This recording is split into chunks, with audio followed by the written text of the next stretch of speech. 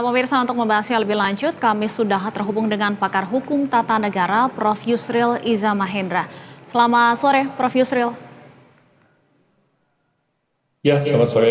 Baik, Prof. Yusril, menurut Anda pengaktifan kembali DPR ini murni karena kebutuhan pemerintah atau ada kebutuhan lain? Ini sebenarnya satu perubahan namanya, tidak terlalu substansial sebenarnya. Karena di dalam Undang-Undang Dasar 45 yang sebelum diamandemen, memang disebut istilah itu Dewan Pertimbangan Agung, dan itu diatur di dalam pasal 16 dari Undang-Undang Dasar 45 yang lama.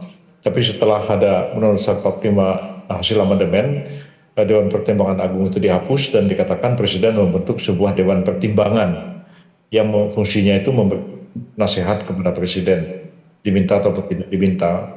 Jadi substansinya sebenarnya tidak berubah. Ya. Kalau dulu tegas namanya disebut adalah Dewan Pertimbangan Agung.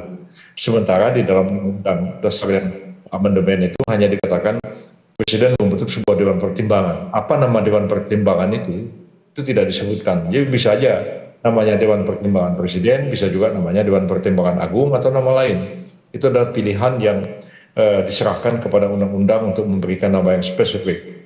Dulu memang pada tahun 2000, sekitar tahun 2000, namanya Pak SBY pada waktu itu memang saya diminta oleh beliau untuk mewakili pemerintah membahas RUU tentang Dewan Pertimbangan Presiden. Jadi namanya pada waktu itu dipilih adalah Dewan Pertimbangan Presiden. Tapi kalau sekarang Dewan Pertimbangan Presiden mau diubah namanya menjadi Dewan Pertimbangan Agung seperti yang lama, itu tidak masalah sebenarnya, hanya penamaan saja. Sedangkan fungsinya saya lihat baik dalam 45 yang lama maupun dalam 45 hasil amandemen, fungsinya sama, dia memberikan nasihat dan pertimbangan kepada Presiden dan kepada pemerintah.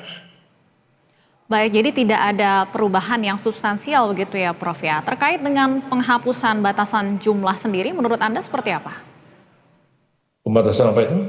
Pembatasan jumlah anggota DPA. Oh, jumlah anggota itu masalah teknis saja. Jadi berapa jumlah anggota One Team Press itu juga tidak diatur oleh 5, tapi diserahkan kepada undang-undang. Jadi zaman Orde dulu anggota DPR itu 45 orang.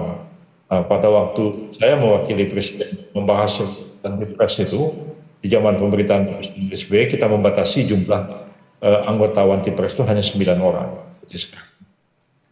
Menurut Anda draft revisi Undang-Undang Nomor 19 Tahun 2006 tentang Dewan Pertimbangan Presiden ini lantas apakah masih ada yang perlu diubah, Prof?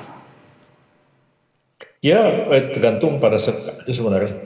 Kalau seleranya adalah supaya barangkali lebih bagus, lebih enak didengar, lebih kelihatan lebih beken, menggunakan istilah Dewan Pertimbangan Agung, tidak masalah karena memang UUD 45 tidak spesifik memberikan nama terhadap lembaga penasihat itu, kecuali dalam UUD 45 yang lama. UUD 45 yang lama jelas menyebutkan bahwa nama badan penasihat itu adalah Dewan Pertimbangan Agung.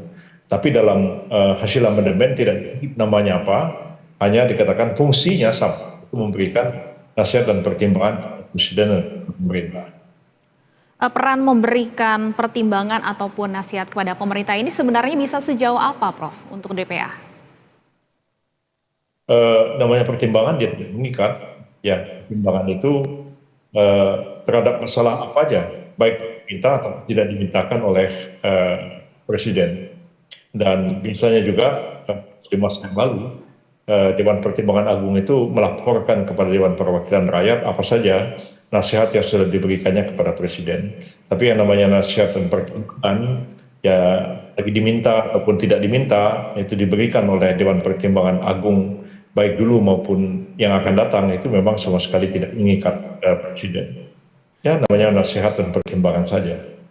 Baik, Prof, saya juga ingin minta tanggapan Anda atas munculnya kritik karena disebutkan bahwa penyusunan RUU ini begitu cepat. Menurut Anda sendiri seperti apa?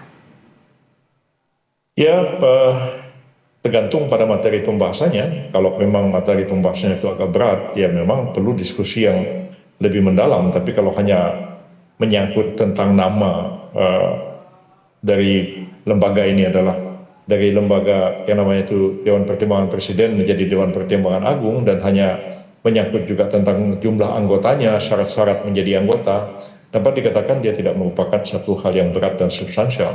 Dan karena itu dalam 1 kali 2 kali pembahasan dengan DPR barangkali bisa selesai. Apalagi ini bukan merupakan undang-undang yang baru, ini hanya amandemen terhadap undang-undang yang sudah ada. Artinya bukan hal yang tidak lazim ketika ada penyusunan RUU yang dikatakan super cepat, Prof. Biasa itu terjadi. Eh, Biasa terjadi dan tergantung kebutuhannya juga. Apalagi sekarang ini kan DPR kita tinggal berapa bulan lagi kan. Nanti 1 September DPR kita sudah 1 Oktober sudah dilantik DPR yang baru, dan dari sekarang ini ya lebih kurang tinggal tersisa kurang dari 3 bulan. Dan kalau diajukan satu rancangan undang-undang maka harus dibahas, dan biasanya DPR akan menyelesaikan semua tugas-tugasnya itu dan tidak mau dibebankan kepada DPR yang akan datang. Jadi waktunya masih cukup lama, 3 bulan ya. Sekarang ini kan sudah disepakati di paripurna sebagai usul inisiatif dari DPR, dan kemudian akan disampaikan kepada Presiden, dan Presiden akan susun tunjuk menteri yang mewakili Presiden, susun DIM. Saya kira dalam jangka waktu yang tidak terlalu lama ini bisa diselesaikan dengan baik.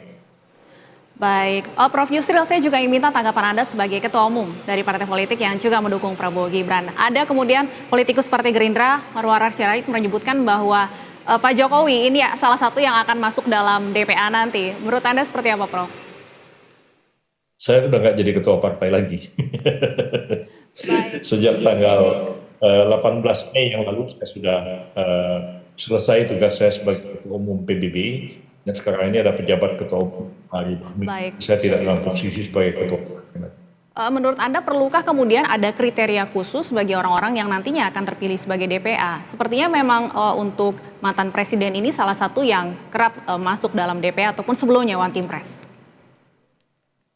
Ya, sebenarnya sih sangat bagus kalau ada mantan presiden yang menjadi anggota Pertimbangan Agung ya. Tentu tidak terbatas kepada Pak Jokowi saja. Adalah misalnya Pak SBY atau Ibu Megawati atau para mantan wakil presiden seperti Pak Yusuf Kala atau Kiai Ma'ruf Amin, nanti Pak Sutrisno, Pak Bu itu menjadi anggota dewan sih, menurut pendapat saya bagus saja. Jadi berdasarkan pengalaman-pengalaman yang ada pada diri beliau-beliau itu dapat menyumbangkan pokok-pokok pikirannya kepada presiden yang baru atau presiden yang kita.